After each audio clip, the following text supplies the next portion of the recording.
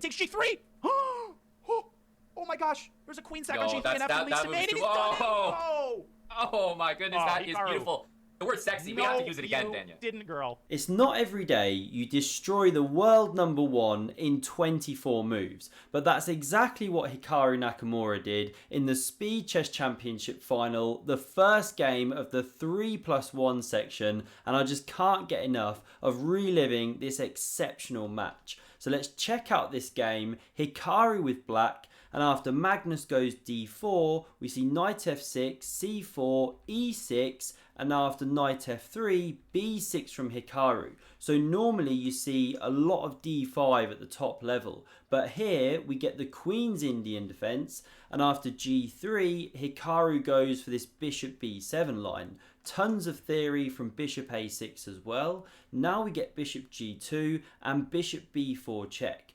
So this bishop blocks the check. We get captures. The queen takes back. Castles played and knight c3. And now Hikaru has got a choice of how to play. d6 is a big move, but Hikaru goes for this line, immediately hopping with the knight and preparing pawn f5. There's shades of the Dutch defence here, and he's really taking the game to Magnus at this point. They were roughly level on the scoreboard by here, but Hikaru had the momentum. Now Magnus goes queen d3. Knight takes looked way more natural, but this is a tricky move, because after knight recaptures, Magnus's idea is not to take with the queen or pawn takes, shatter his structure, but knight g5, and it gets a double exclam, brilliant move when you run it with the game review feature, but it is a theoretical move. It's been seen a few times before. Now you're threatening checkmate on h7 with queen and knight, but there's no time for the queen to take this knight, or the bishop takes here, and then you win an exchange. So white would be better. And equally, there's no time for black to take here. Whoops, take the bishop on g2, or you get mated. You know, these are the problems. So there's only one way for black to stop the mate and the problem with this bishop, and it's bringing this knight back to e4. So you give back the piece. Magnus takes it off, but now Hikaru just gets this moment to develop the knight, and now of course you can't go knight g5, threaten the same checkmate and the same tactic, because this knight has blocked the stare down between the bishops. So knight g5 is just met by queen takes. So instead, castles is played. f5 now from Hikaru, drives back the knight, and now f4. So Hikaru picking up a small initiative here with black. However, the computer prefers white, because you're only attacking with one pawn. White's got plenty of defenders around the king, and in the meantime, it's white with the centre. All of these squares under white's control, and this is one of the reasons really why you probably see a bit less Queen's Indian these days than the Queen's Gambit declined, where black's already got a pawn on d5 fighting for the central space.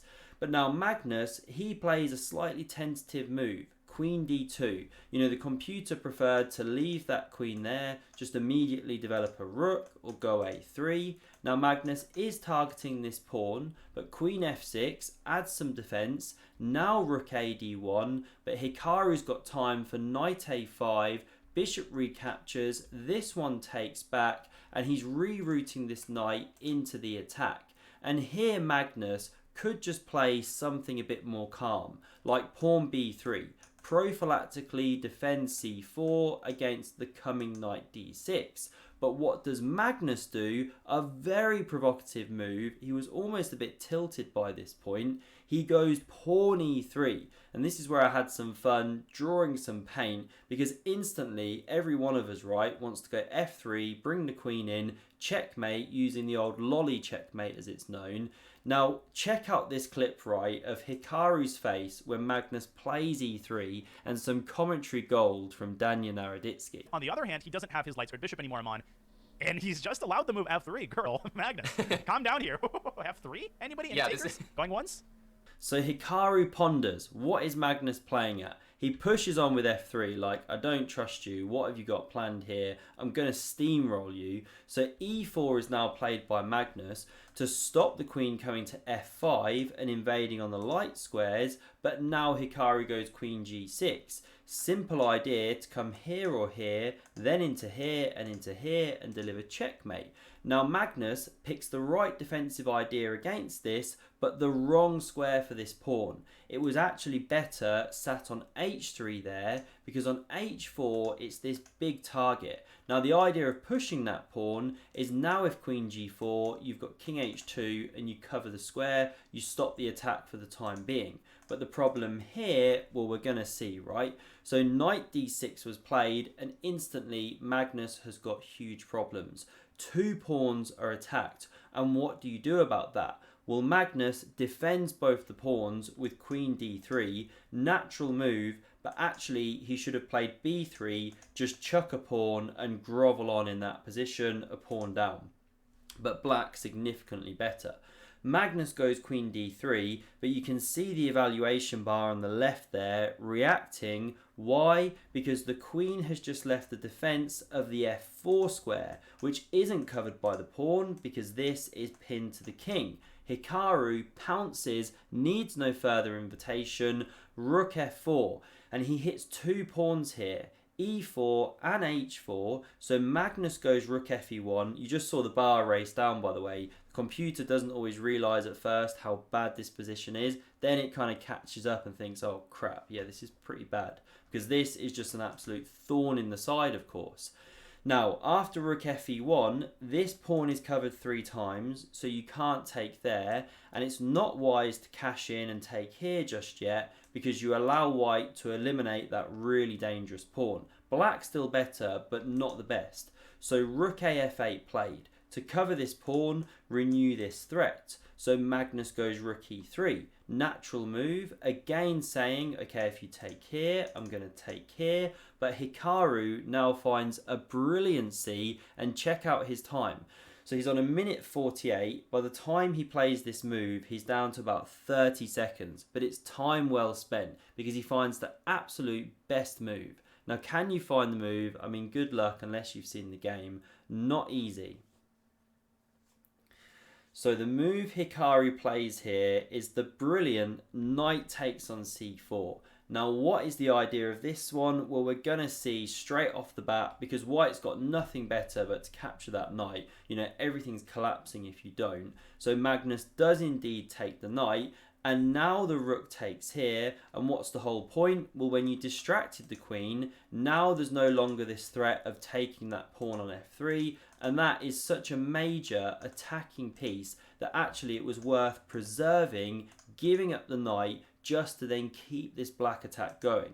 And what do? There's just no good defense here. Now, the move Magnus plays loses on the spot, but if he plays queen f1, which is the best defensive move according to the engine, then the winning plan for black is to drop back that rook, and now this is just some unstoppable threat. Queen h5 and deliver mate. And the computer says you just have to give up a rook here. You know, rook recaptures.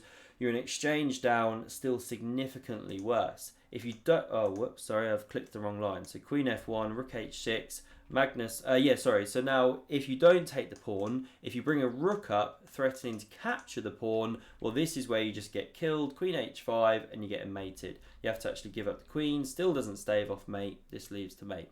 Anyway, so queen f1, best defense, still loses. Magnus goes rook d3. Again, you can obviously see the idea, win the pawn, but this is where he's overlooked. Just a brilliant swashbuckling, great word that some people enjoyed yesterday, move from Hikaru that just ends the game on the spot, forces resignation. Now you can probably guess it right from the title of this video and stuff. So the finishing move which Hikaru played was queen takes on g3, check, and Magnus resigned the game. It's mate in 5. So you have to capture.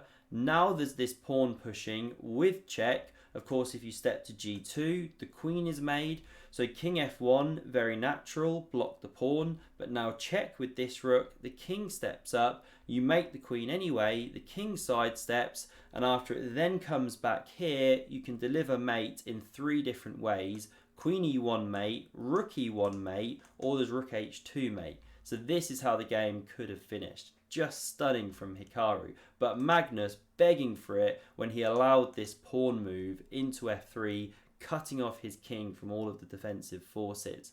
So this was the final position, and this was the reaction from the commentary team when this was all playing out. Queen takes g3! Oh my gosh, there's a queen sack on g3 and after leaves that he's done it. Oh my goodness, that is beautiful. The word sexy, we have to use it again, Daniel. Didn't, girl. So I hope you enjoyed that game. These guys are back in action, Magnus versus Hikaru in the AI Cup starting tomorrow, the 25th of September. So do hit subscribe to never miss a future video, and I hope to see you again soon. Check out the video on screen to see another epic game of chess, and thanks for watching.